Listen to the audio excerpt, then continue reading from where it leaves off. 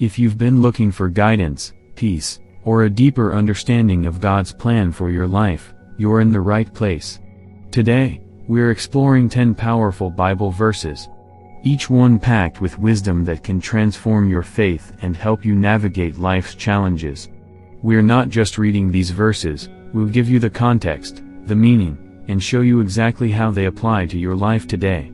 From the freedom found in Romans 8:1 to the peace Jesus promises in John 16:33, each verse has been carefully selected to inspire and uplift you. So stick around to the end for insights that could bring real change to your heart and mind. Consider subscribing and let's dive into God's Word together. Psalm 37:4, Take delight in the Lord, and He will give you the desires of your heart. This verse was written by David, likely during his reign as king. It was a time when Israel was surrounded by enemies, and people were tempted to lose trust in God. The culture was one where loyalty to God meant trusting Him over everything else, despite circumstances. Taking delight in the Lord means finding joy and satisfaction in God's presence, His Word, and His ways. When we make God the focus of our lives, aligning our desires with His will, He grants us the deepest desires of our hearts. It's not about getting everything we want, but about finding fulfillment in God's plan for our lives. When we trust in God, we are at peace, and our desires shift to reflect His goodness. This benefits both ourselves, as we live a fulfilled life, and the wider world, as we become examples of contentment and joy rooted in faith. Lamentations 3:22-23, Because of the Lord's great love we are not consumed, for His compassions never fail. They are new every morning, great is your faithfulness. Lamentations was written by the prophet Jeremiah during one of the darkest periods in Israel's history, the destruction of Jerusalem by the Babylonians. The people were in despair, but this verse reflects hope. Even in the midst of suffering, God's love remains. His compassion is constant, and His mercy renews every day. For us today, this is a reminder that no matter how tough life gets, God's love and mercy are always available. We are not abandoned, and each new day offers fresh opportunities to experience His grace. Applying this to our lives means trusting God's faithfulness in every circumstance, knowing that His love will carry us through difficult times. It reminds us to extend compassion to others, reflecting the kindness we've received. Romans 8:1, Therefore, there is now no condemnation for those who are in Christ Jesus. Paul wrote this letter to the Romans around AD 57 to explain the core of Christian belief. At the time, early Christians were grappling with the law and the new life offered in Christ. This verse declares the freedom that believers have in Jesus. When we accept Christ, we are no longer judged for our sins. Instead, we live in the freedom of God's grace. This means we don't have to live in guilt or shame anymore. For us, it's an invitation to live boldly and confidently, knowing that our past mistakes are forgiven. This freedom allows us to live more fully, offering grace to ourselves and others, which has a ripple effect on the people around us. Matthew 7:7, Ask and it will be given to you, seek and you will find, knock and the door will be opened to you.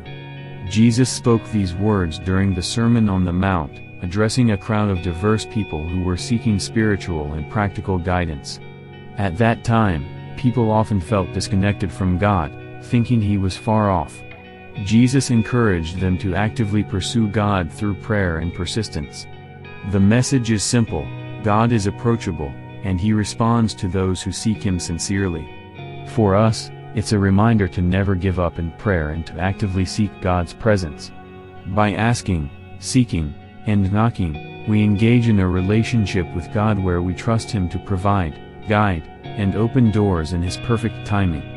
This persistence helps us grow in faith, and as we do, we become more equipped to help others in their spiritual journey.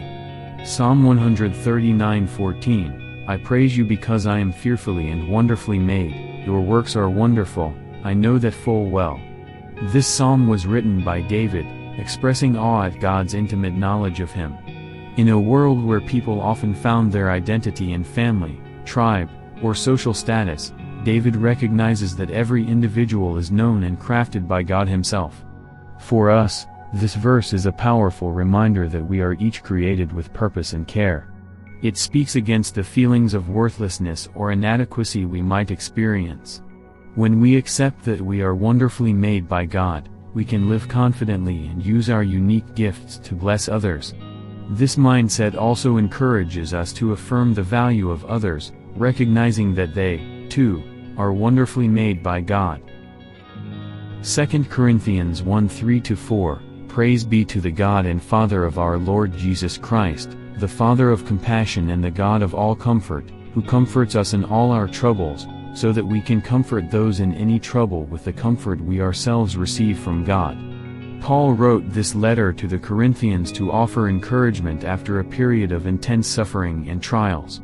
At that time, Christians were persecuted, and Paul himself faced many hardships. Despite this, he emphasizes that God is a source of comfort in difficult times. For us, this means that when we go through tough times, God is there to comfort us, and in turn, we are called to comfort others. The comfort we receive is not just for ourselves but is meant to be shared with those around us. By helping others in their suffering, we create a cycle of compassion and healing in our communities. John 16:33, I have told you these things, so that in me you may have peace. In this world you will have trouble. But take heart. I have overcome the world. Jesus spoke these words to his disciples shortly before his crucifixion. The world around them was unstable, and they were about to face persecution. Yet, Jesus assures them that he has overcome the world's challenges. For us, this means that while life will undoubtedly bring difficulties, we can have peace knowing that Jesus has already won the ultimate victory. We don't need to live in fear because our hope is secure in Christ. Applying this to our lives, we can approach life's challenges with confidence and peace, knowing that Jesus has already paved the way for us. This hope not only strengthens us but also allows us to offer peace and encouragement to others. Colossians 3:2, Set your minds on things above, not on earthly things. Paul wrote this letter to the Colossians to help them focus on their new life in Christ. The culture at the time was full of distractions, false teachings, materialism, and idol worship. Paul reminds them to focus on spiritual things rather than being consumed by the world around them. For us, this means being intentional about where we direct our thoughts and energy. Earthly things like wealth, status, or power are temporary, but the things of God are eternal.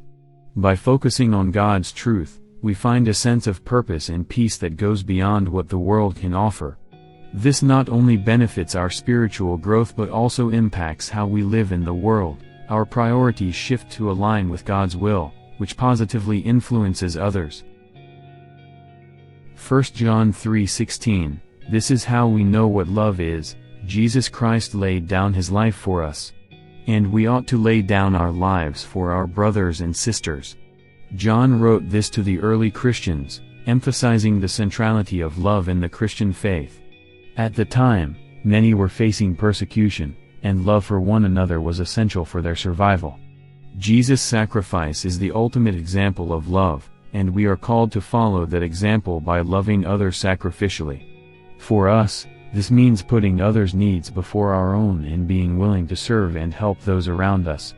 This type of selfless love not only strengthens our relationships but also reflects God's love to the world, drawing others to him. Exodus 14:14, The Lord will fight for you, you need only to be still. This verse is part of the story of the Israelites' escape from Egypt. They were trapped between the Red Sea and the Egyptian army, and panic set in. Moses tells them to trust in God's deliverance. For us, this is a reminder that sometimes, we need to stop striving and let God take control. In a culture that often tells us to fight for everything, God invites us to trust him and be still. When we let go of trying to solve everything ourselves, we make room for God to work in powerful ways. This trust in God not only brings peace to our hearts but also shows others the strength of our faith. As we come to the close of today's video, I pray that these verses have truly touched your heart and brought you closer to God. The Bible has a way of speaking directly to our deepest needs, offering not only wisdom but hope, peace, and direction for our lives. If today's message resonated with you, I encourage you to reflect on these verses throughout your week, allowing God's Word to continue to work in your heart and transform your mindset.